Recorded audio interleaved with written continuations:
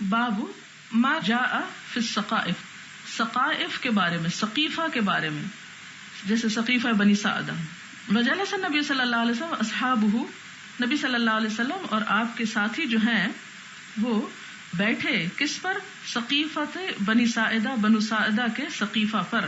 آپ نے دیکھا ہوگا کہ بعض اوقات گاؤں میں ایک تھلا سا بنا ہوتا ہے، یعنی ایک بیٹھک ہوتی ہے اور بیٹھک کے باہر ایک اونچی جگہ ہوتی ہے کہ جس میں لوگ شام کے وقت نکل کے یا رات کو بیٹھ کر بات چیت کرتے ہیں. وہ مہمانوں کو ریسیو کرنے کی ایک جگہ ہوتی ہے، بٹھانے کی ایک جگہ ہوتی.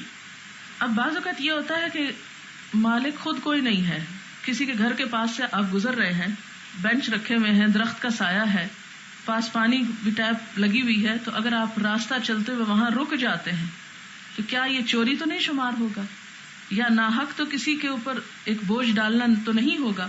تو اس کی بات یہاں کی جا رہی ہے کہ اس طرح کسی کی اجازت کے بغیر اس کے گھر کے باہر والے حصے میں یا سایہ دار حصے میں یا کسی کے کھیت میں یا کسی کے باغ میں تھوڑا وقت گزارنے کے لیے اس کی اجازت کے بغیر بیٹھ جانا جو ہے یہ راہدار کا حق ہے، مہمان کا حق ہے، اس میں حرج نہیں.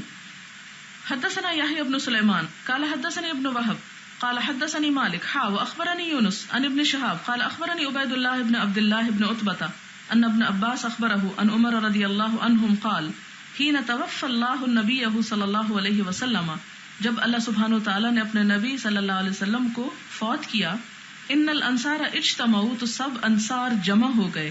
کہاں؟ فی سقیفۃ بنی ساعدہ، بنو ساعدہ کے سقیفہ پر، تھلے پر. فقلت لابی بکر، تو میں نے ابو بکر سے کہا انطلق بنا، ہمارے ساتھ چلو. فجئناہم فی سقیفۃ بنی ساعدہ، تو ہم ان کے پاس، یعنی کن کے؟ انصار کے پاس آئے، سقیفہ بنی ساعدہ میں.